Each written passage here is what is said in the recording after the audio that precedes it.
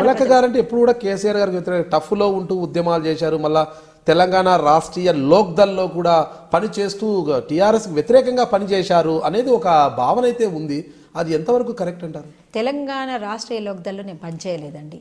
అంతకుముందు దిలీప్ కుమార్ అన్న అంటే మేమందరం కలిసి పనిచేసినటువంటి టఫ్కి ప్రెసిడెంట్గా కన్వీనర్గా కేశవరావు జాదవ్ సార్ ఉన్నారు, సెక్రటరీ జనరల్గా దిలీప్ అన్న ఉన్నారు, కో కన్వీనర్గా నేనున్నాను.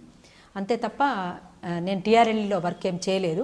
ఆ తర్వాత అన్న మళ్ళీ టీఆర్ఎల్డీ పెట్టి టీఆర్ఎల్డీ కూడా టఫ్లో భాగస్వామ్యంగా పనిచేసింది. అందరం కలిసి వర్క్ చేసినాం. తెలంగాణ ఉద్యమంలో ఎవరు కలిసి వస్తే కలిసి వచ్చే ఆర్గనైజేషన్స్ అన్నింటినీ కలుపుకొని పోయింది కదా. అందులో ఎలక్షన్స్కి పోయే వాళ్ళు ఉన్నారు, ఎలక్షన్స్ వద్దనుకునే వాళ్ళు ఉన్నారు, అంబేద్కరిస్టుల నుంచి మొదలుకొని కమ్యూనిస్టులు విప్లవకారుల వరకు ఉన్నారు తెలంగాణ ఉద్యమంలో. అందుకని ఈ ఉద్యమంలో ఎవరెవరైతే కలిసి వచ్చిండ్రో అందరితో కలుపుకొని పోయినాం. ఆఖరికి జేఏసీ తోటి కూడా సింక్రనైజ్ చేస్తూ అక్కడక్కడ ప్రోగ్రాములు కూడా చేసినటువంటి దాఖలాలు ఉన్నాయి. అట్లనే సాగరహారంలో కూడా మేము వాళ్ళతోటి కలిసి పనిచేసినాం కదా. ఆ మేరకు అంత మేరకు పనిచేసినాం. గద్దరన్న మేమందరం కలిసి టీపీఎఫ్గా ఫామ్ అయ్యే కంటే ముందు సరే అదొక అంశం, అదొక ఇబ్బందికరమైనటువంటి అంశమే. అందరం ఒకటవ్వాల్సింది. అక్కడ ఒక చిన్నటువంటి కొన్ని భిన్నాభిప్రాయాలు వచ్చి మళ్ళీ విడిపోయి తర్వాత మళ్ళీ టఫ్గా ఫామ్ అయ్యి. ఏమిటా భిన్నాభిప్రాయాలు? ఏమీ లేదు, అందరినీ కలుపుకోదాము. ఎలక్షన్స్లో పోయేటువంటి వాళ్ళు కూడా కొంతమంది ఉంటారు, మీకు నాకు లేకపోవచ్చు. ఎలక్షన్స్కి పోవాలని మీకు నాకు లేకపోవచ్చు, కానీ మిగతా వాళ్ళకైతే ఉంటుంది కదా.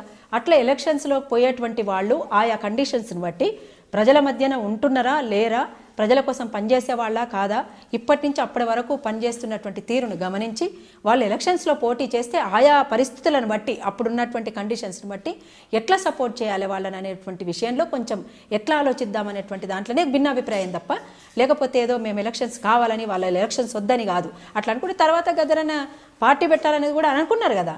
అట్లా అనుకుంటారు రాజకీయ అన్నారు కదా, గద్దరన్న అన్నారు కదా. తర్వాత టీపీఎఫ్ ఫామ్ అయినాక ఒక రాజకీయ పార్టీగా కూడా ఆవిర్భవించబోతున్నాం అనేది కూడా ఒకనొక సందర్భంలో మాట్లాడారు. రాజకీయ పార్టీ మేము వేరే విషయంలో ఇక వాళ్ళే మాది మేమే, మా పని మేము చేసుకున్నాం. ఎందుకంటే తెలంగాణ యునైటెడ్ ఫ్రంట్ ఫామ్ చేసినాం. బయటకు వచ్చిన తర్వాత మాతోటి కలిసి వచ్చే సంఘాలు అన్నిటితో కలుపుకొని మేము కూడా ఫామ్ చేయడం జరిగింది.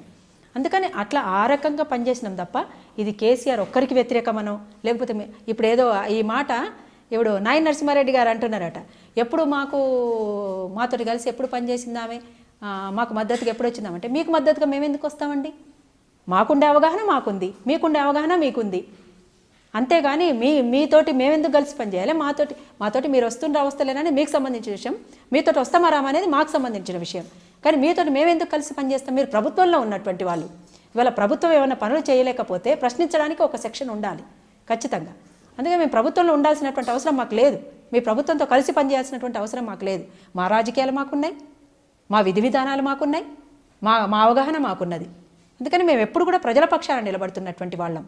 అందుకని ప్రజల కోసం పనిచేస్తున్నటువంటి వాళ్ళం, ప్రజా ప్రతిపక్షంలో ఉండేటువంటి వాళ్ళం. అందుకని మీకు పడకపోతుండొచ్చు. ఇలా ఆనాడు మీకు మంచిగా అనిపించింది, ఇలా మీకు మంచిగా అనిపిస్తలేదు. ఆనాడు మరి మాతోటి కలుపుకొని స్టెప్పులు వేసిండ్రు మీరు అందరు కలిసి. ఎట్లా వేసిండ్రు?